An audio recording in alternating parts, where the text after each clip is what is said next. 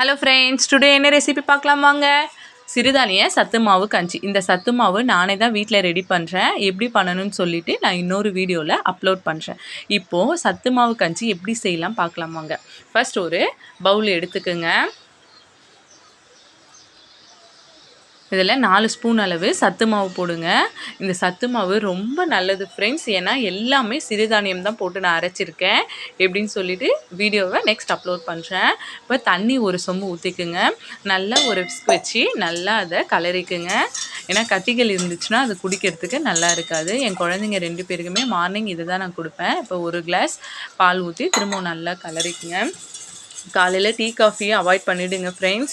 எப்பயுமே morning brush பண்ணிவிட்டு ஒரு கிளாஸ் தண்ணி குடித்தா ரொம்ப நல்லது. அது குடிச்சிட்டு அதுக்கப்புறமேட்டா நான் இந்த கஞ்சி தான் குடிப்பேன். அடுப்பு ஆன் பண்ணிவிட்டேன் பாருங்கள், கஞ்சி வச்சுட்டேன். நல்லா கலரிட்டே இருங்க, இல்லைன்னா அடி பிடிச்சிரும். அடி பிடிச்சிட்டா அந்த கஞ்சி குடிக்க நல்லாவே இருக்காது.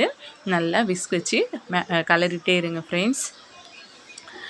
நிறைய பேர் காலையில் டீ காஃபி தான் குடிப்பாங்க. மோஸ்ட்லி இந்த பெரியவங்க எல்லாருமே இந்த டீ காஃபிக்கு ரொம்ப அடிக்ட் ஆகிட்டாங்க ஃப்ரெண்ட்ஸ். ஆனால் எங்கள் வீட்டில் நான் ஸ்ட்ரிக்டாக சொல்லிட்டேன், மார்னிங் கஞ்சி மட்டும்தான், ஈவினிங் மட்டும்தான் காஃபி தருவேன் நான். பாருங்கள் நல்லா கலரிட்டே இருங்க, இல்லைன்னா அது அடி பிடிச்சிரும். கொதி வர வரையும் நல்லா அதை கலரிட்டே இருக்கணும். இந்த சத்து மாவில் நிறைய ஹெல்த் பெனிஃபிட்ஸ் நிறைய இருக்குது ஃப்ரெண்ட்ஸ். நான் ஒரு 3 இயர்ஸாகவே இந்த சத்து மாவை அரைச்சிட்ருக்கேன். எப்படி அரைக்கணும்னு சொல்லிவிட்டு நான் சொல்கிறேன். இப்போ நல்லா அதை கலரிட்டே இருங்க. இப்போ கொஞ்சமாக சால்ட் ஆட் பண்ணிக்கிறேன். நீங்கள் கல் உப்பு ஆட் பண்ணுங்கள். நான் எவ்வளோ சால்ட்டுன்றதுக்காக இன்றைக்கி நான் சால்ட் ஆட் பண்ணுறேன். மோஸ்ட்லி நான் கல் உப்பு தான் போடுவேன். நல்லா கலரிட்டே இருங்க. ஏன்னா நம்ம சுகர் போடும்போது அந்த சால்ட் இருந்தால் தான் அந்த கஞ்சி டேஸ்ட்டு நல்லாயிருக்கும். பாருங்கள் 4 ஸ்பூன் அளவு சர்க்கரை போடுறேன். நீங்கள் நாட்டு சர்க்கரை யூஸ் பண்ணுங்கள். நான் ஏன் ஒயிட் சுகர்னால் நான் சொன்னேன்ல, எங்கள் வீட்டில் 2 பெரியவங்களுக்கு நாட்டு சர்க்கரை பிடிக்கவே மாட்டேங்குது. அதனால் ஒயிட் சுகர் யூஸ் பண்ணுறேன். ஆனால் குழந்தைங்களுக்கு கொடுக்கும்போது நான் நாட்டு சர்க்கரை தான் யூஸ் பண்ணுவேன். கஞ்சி காய்ச்சிட்டு அவங்களுக்கு தனியாக எடுத்துகிட்டு அதில் நாட்டு சர்க்கரை போட்டு கொடுப்பேன். பாருங்கள் நல்லா கஞ்சி கெட்டியாகி நல்லா கொதிக்குது.